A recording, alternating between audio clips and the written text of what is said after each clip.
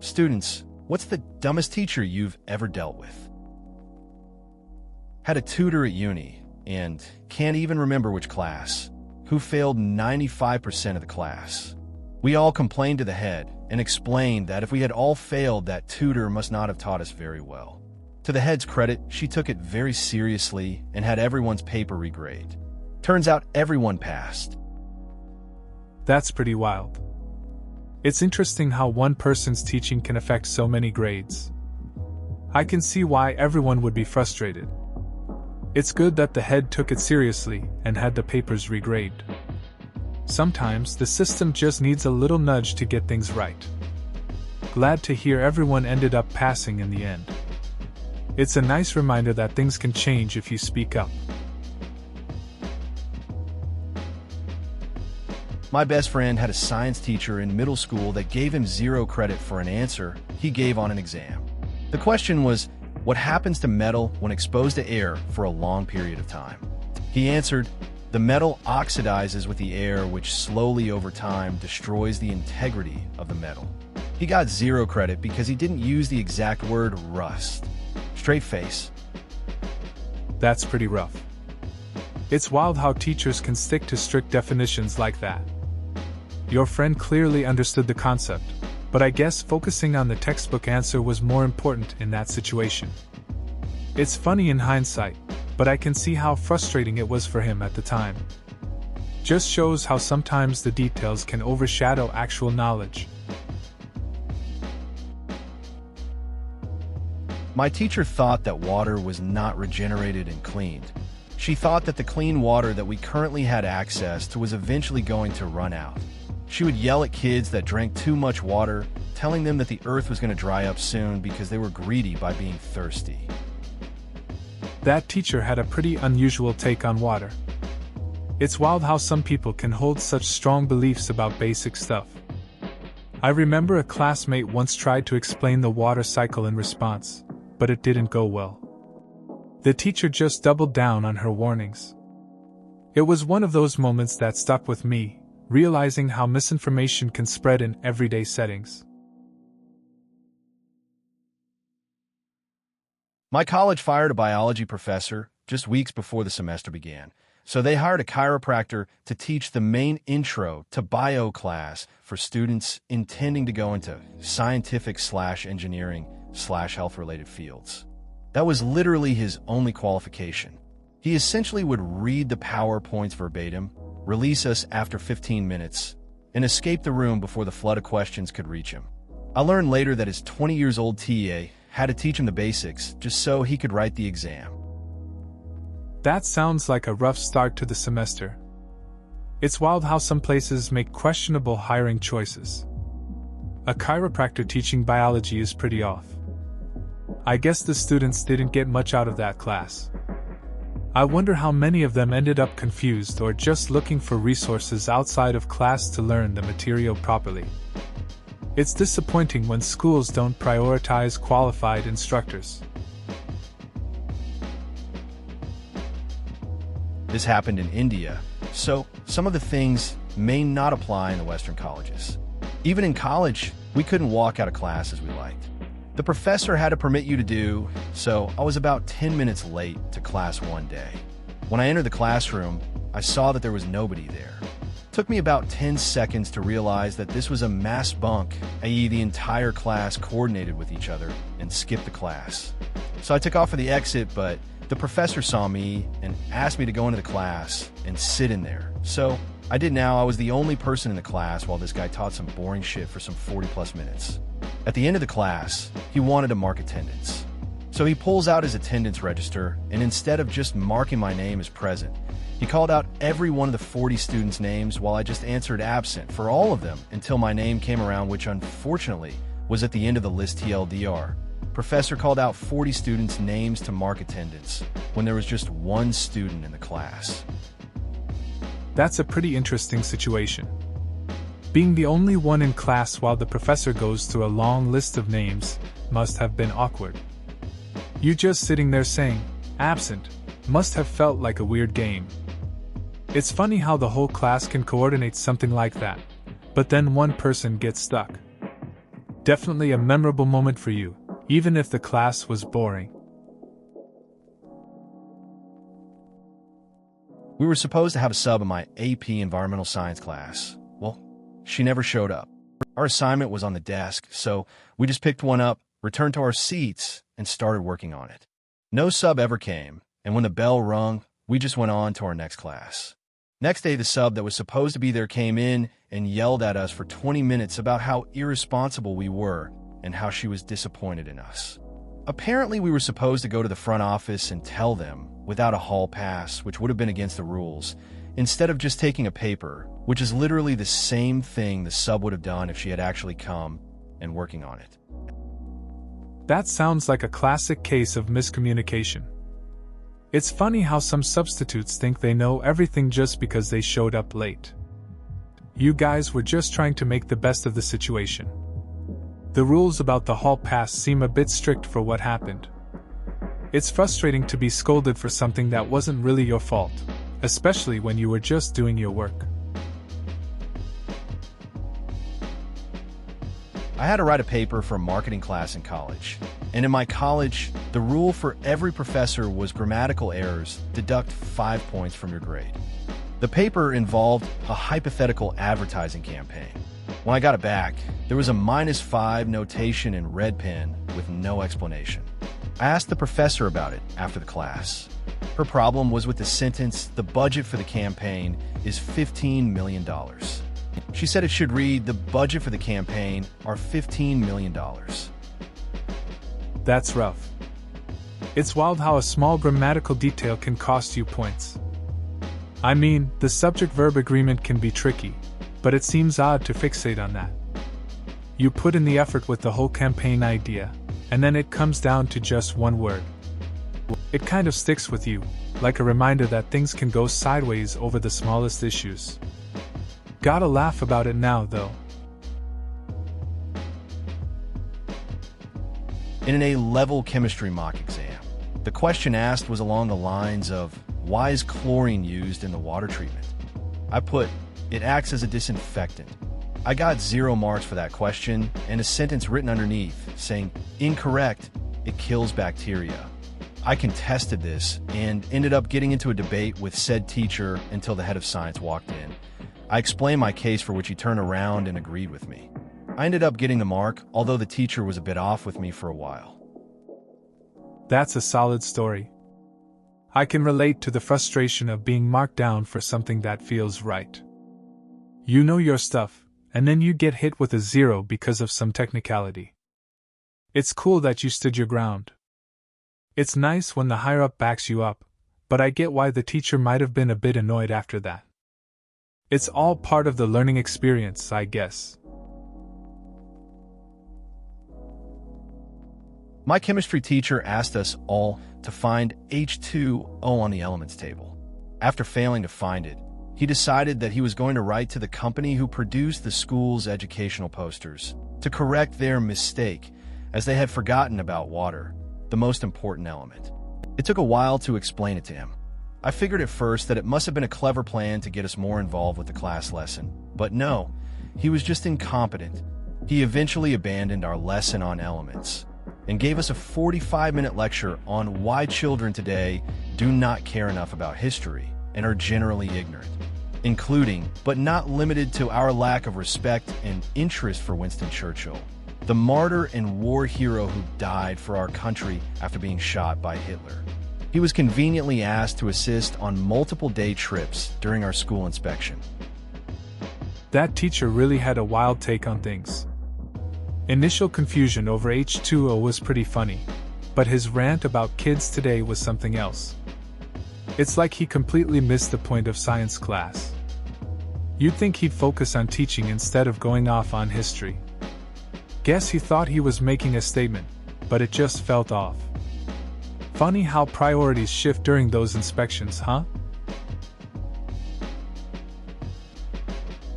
I had a substitute math teacher when I was a freshman in high school that somehow lost his grade book. Instead of telling the principal or anything, he just gave everyone an F in that class for the quarter. I got my ass hooped for bringing home my one and only F. Thankfully, he was fired after the school newsletter went out, and I got a Nintendo 64 as an apology from my parents. Laughing face. That's rough. I can't imagine how frustrating it must have been to get an F for something like that. Getting a Nintendo 64 as an apology is pretty nice, though. It must have felt good to get something out of a bad situation.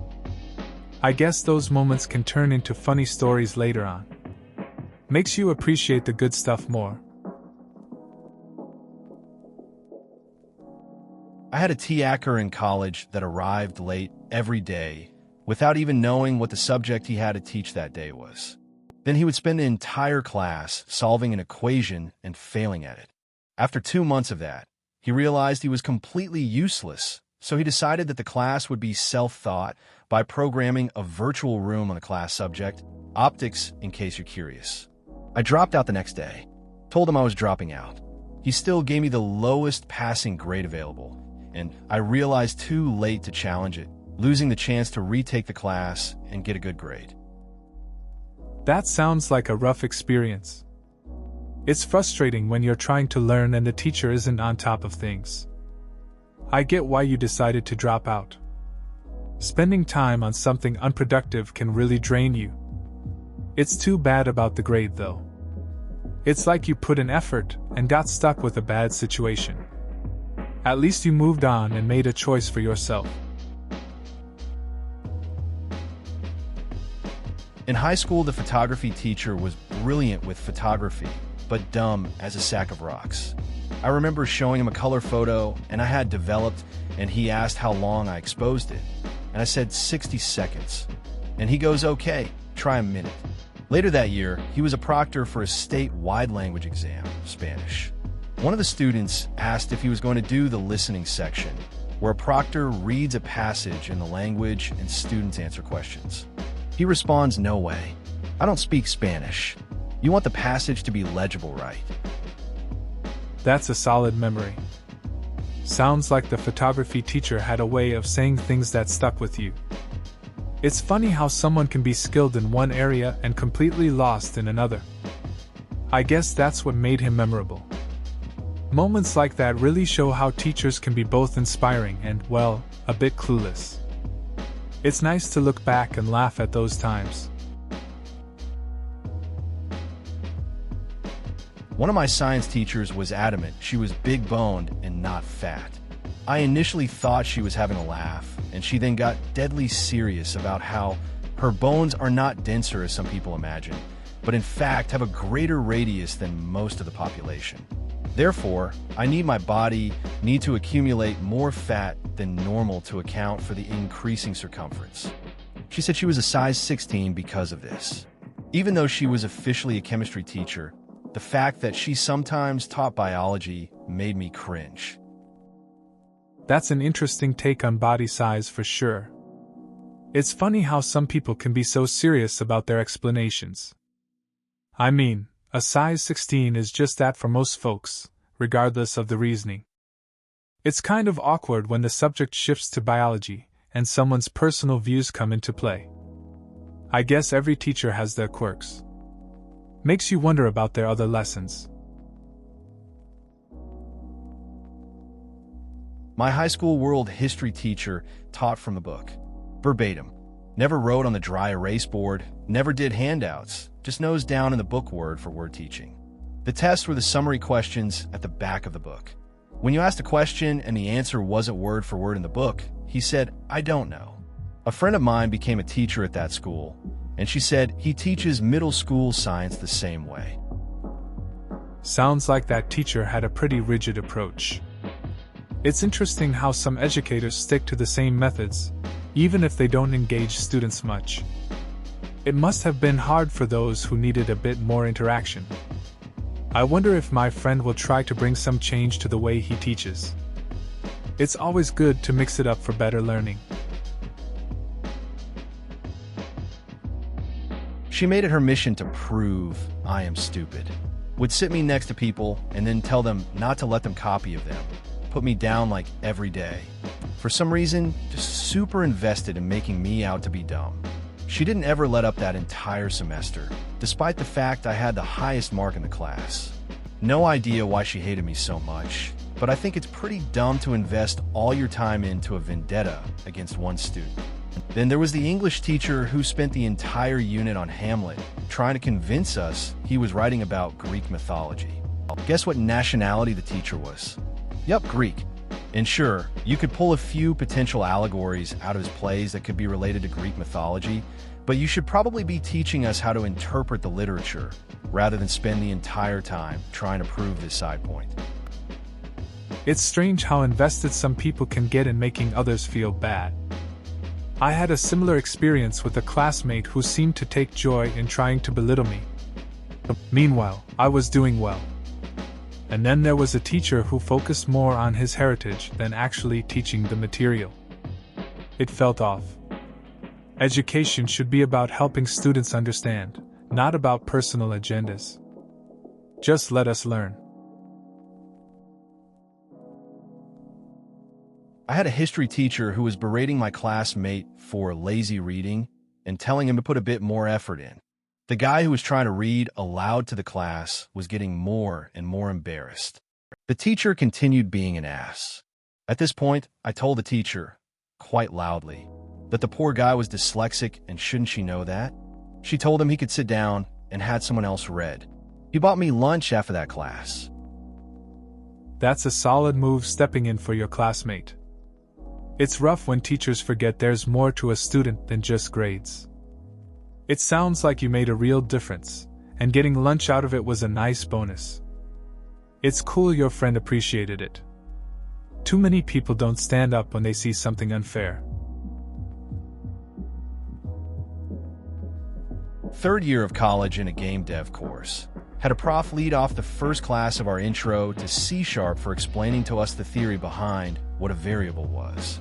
We were all too surprised at first to say anything, so after a couple minutes I called him out on it and told him that everyone in the room had been programming for at least 2 years and that we knew what variables were. He told us that that was his lesson for the day, that he didn't have anything else planned for us, and that we were done. Then he walked out. We got in touch with administration about that and had him fired shortly after. It's funny how things play out in classes sometimes. That prof seemed to assume everyone was starting from scratch. When you called him out, it probably hit him hard. The fact that the class ended early was a surprise, but getting administration involved made sense. I guess sometimes a little pushback gets results. Not every day you help get a teacher replaced, though. Definitely an interesting experience in college.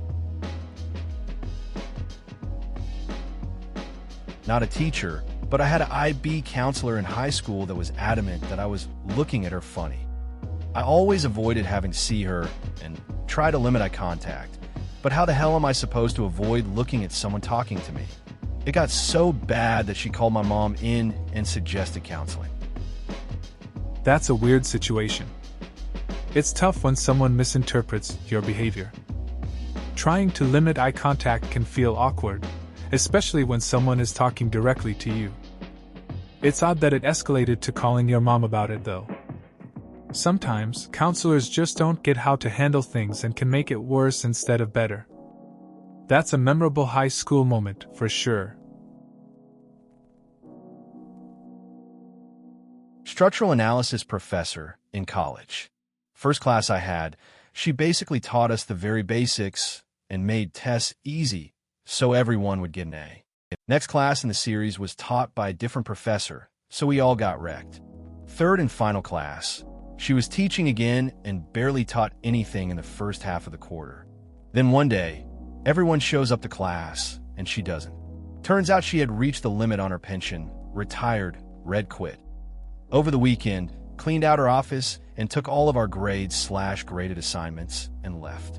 They had to start from the beginning and teach a full quarter in the last 5 weeks. That sounds pretty rough. It's wild how one professor can change the vibe of a whole course. The first one makes everything easy, then you get the last-minute switch and chaos ensues. I can imagine the panic when everyone found out she was gone, leaving behind a mess for the new professor. It's like a real-life plot twist in college.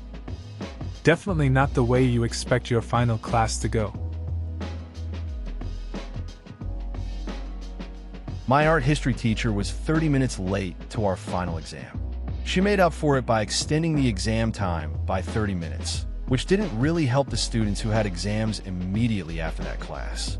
I still passed the course, but I'm taking the other art history class required for my major next semester, and I really don't want to have her again. I had a similar experience with a late teacher during finals. It was stressful, and while they did extend the time, it didn't do much for those of us with tight schedules. I ended up barely scraping by in that class and made sure to choose my professors wisely for the next semester. It's tough when scheduling clashes affect your grades. Hope you find a better fit next time.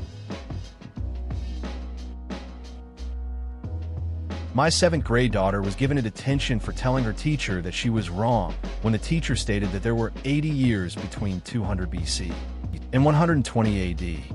After insisting that there were, in fact, 320 years, since 200 plus 120 is equal to 320, she was told that she would have detention every lunchtime until she could figure out the correct answer. Thankfully, my daughter stuck to her guns, went to the principal, who agreed with her, and rescinded the detention and told the teacher to apologize to my daughter in front of the class. The same teacher, later that same year, told the class that gay marriage was illegal about a week after the Supreme Court decision that decided exactly the opposite. My daughter called her out on that one, too. She didn't argue that time. Sounds like your daughter really knows how to stand up for herself. It's not easy at that age to challenge authority. Getting detention for something like math is pretty wild. Good on her for going to the principal and getting that sorted out. It's important to question things, especially when someone is just wrong. It's also interesting to see how teachers handle their mistakes. Overall, it sounds like a learning experience for everyone involved. In my school, it was mandatory that you join a club. I joined the Classic Film Club. I love movies, and I want to widen my appreciation for the art. Plus, watching movies with your friends sounds pretty fun. The teacher in charge of the club tells that she loves classic movies and proceeds to tell us the first movie we'll be watching is a favorite of hers called Gone with the Wind, and how it was a black and white movie that was colored in after, because color film didn't exist yet. She says the same thing the next week about The Wizard of Oz. I argued with her both times about how they were both color, and that's part of the reason they were so expensive and a big deal when they came out, but she was very stubborn and told the class I didn't know what I was talking about. She was a pretty bad teacher, I general.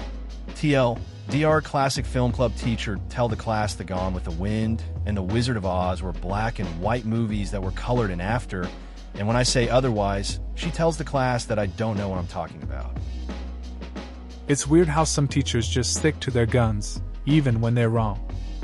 Joining a club sounds fun, but having a teacher who doesn't really know what she's talking about ruins it a bit. It's annoying to be corrected on something you know. Classic films are great, but if the teacher gets basic facts wrong, it makes you wonder what else she's missing. You'd expect a film club teacher to know their stuff. During Catholic school sex ed, total oxymoron, I know, the school nurse drew a diagram of a vagina/uterus. However, she drew the cervix at the base of the vagina, e.g., vaginal opening, and insisted the opening was only the size of a pencil point. I'm sure there were quite a few confused folks out there, considering the cervix is what separates/barricades the uterus from the vagina. That's one way to mess up the basics. It's wild how sex ed sometimes misses the mark. Drawing diagrams wrong in such a setting probably confused a lot of people. It's just an example of how important accurate information is. If they can't get the simple stuff right, it makes you wonder what else got overlooked in the curriculum. Education like that should be straightforward, not misleading. My chem teacher a few years ago was 100% positive that H3PO4 was called phosphoric acid and not phosphoric acid.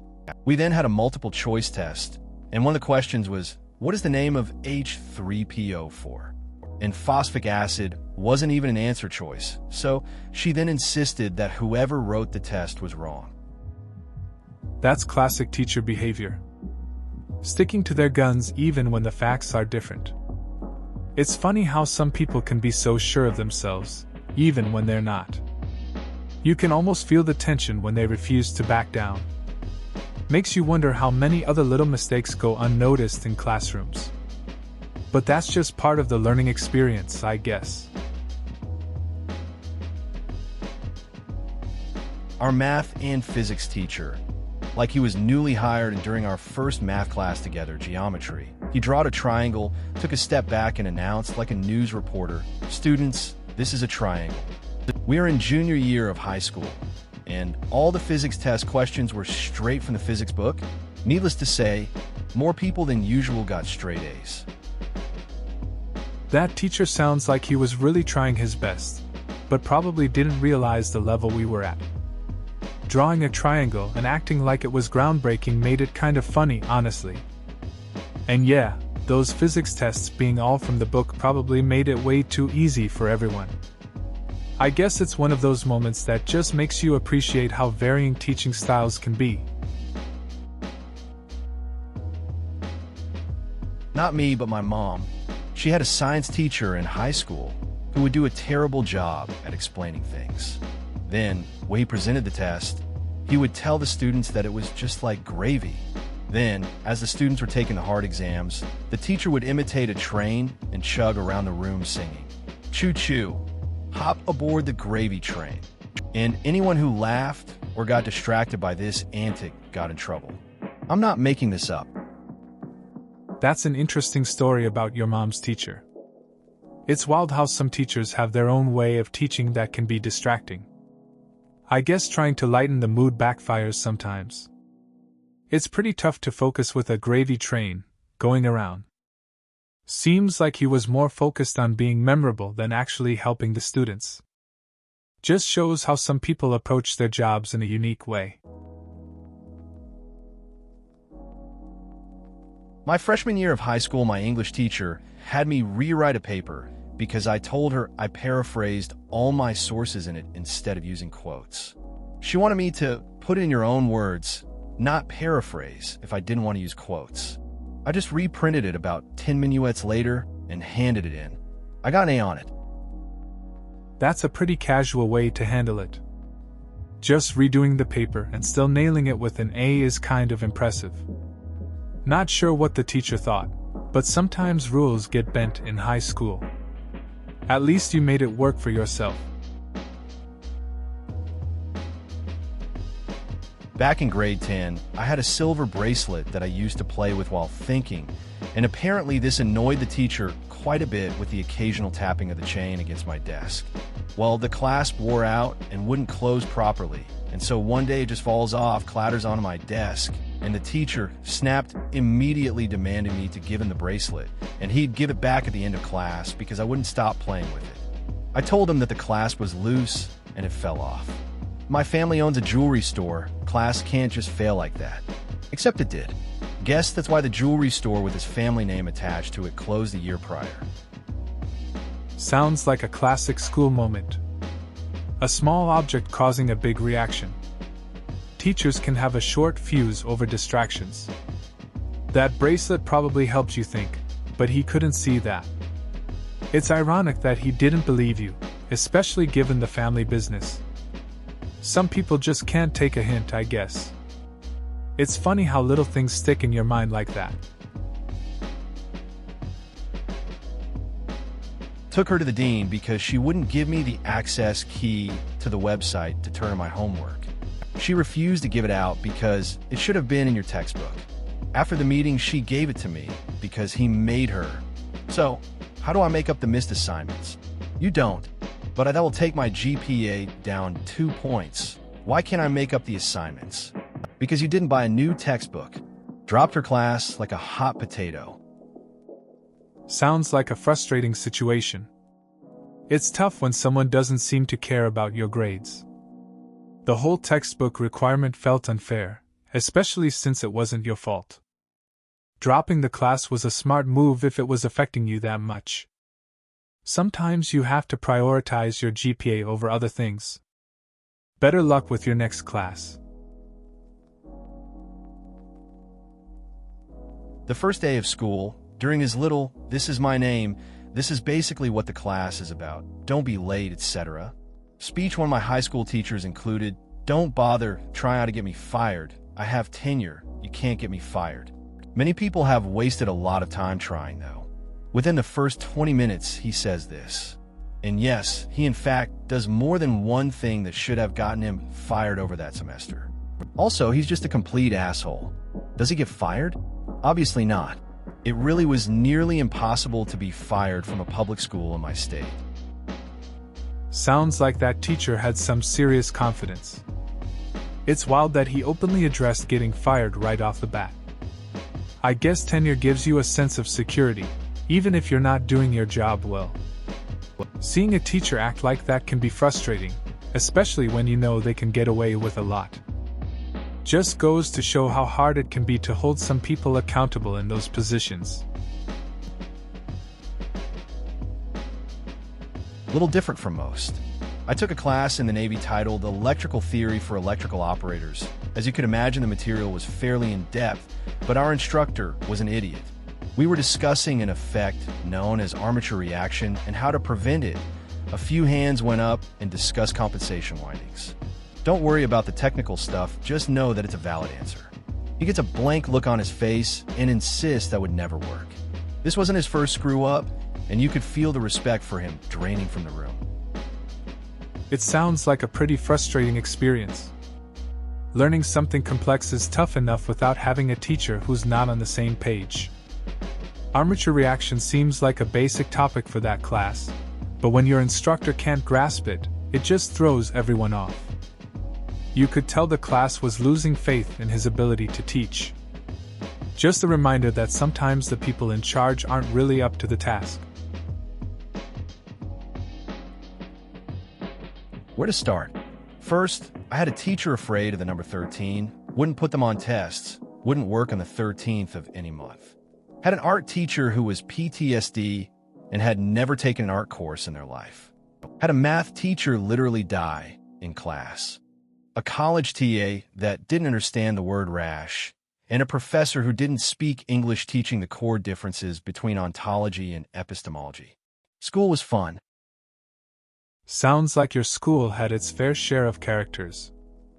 It's wild how teachers can have their quirks. A teacher scared of a number seems extreme, and a math teacher dying in class? That's something you don't hear every day. The mix of experiences must have kept things interesting, even if a bit chaotic at times. It's funny how education can be so unpredictable. My physics teacher was a Christian. When I say that, I mean super Christian. He taught us the Big Bang Theory and then literally said, "But you know it's only a theory." The man taught GCSE physics and didn't know the difference between a hypothesis and a theory. He also used to send me out of class when he asked me questions like this. Him, "How does this work?" Me, "Magic him. There's no such thing as magic, rawr, rawr, rawr. Get out of my classroom, blah, blah, blah." Something like that. I used to tune him out. I mean, everyone is entitled to a belief, but don't spread your religion in a classroom. He's also one of the few people I've met that I have literally no respect for. Sounds like your teacher had some strong beliefs. It's tough when educators mix personal views with teaching. I get that you just wanted to have a normal class experience. It's frustrating to feel disrespected, especially when all you did was answer a question. You just wanted to have some fun with the concept. But yeah, I agree, a classroom should be about learning the material without personal biases getting in the way. Please consider subscribing if you enjoyed. Love.